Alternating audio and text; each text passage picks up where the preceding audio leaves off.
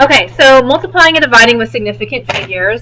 When you multiply and divide with sig figs, you're looking for the term that has the fewest sig figs because that's how many you're allowed to have in your answer.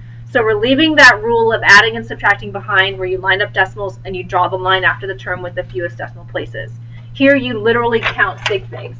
So if I give you something like 109 times 5, okay? This has one significant figure, agreed? So that means that in your answer, you need to have one significant figure, since you always look for the term with the fewest. So 109 times 5 is 545. Underline the 5, because you want one sig fig in your answer. Since this number is not a 5 or greater, then you will not round up the 5. I'm going to take 545 and I'm going to round it down to 500. That's the only way you can keep it at one significant figure. Does that make sense? Okay, you have to add zeros because you've got to keep the quantity the same. If you just dropped the zeros and said 545 is the same thing as 5, it's really not in terms of quantity. Okay?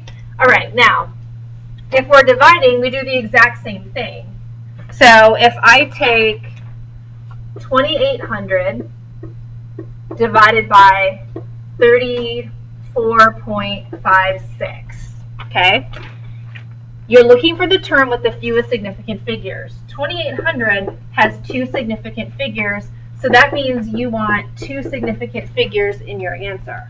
Okay, so 2,800 divided by 34.56, you're going to get 81.018.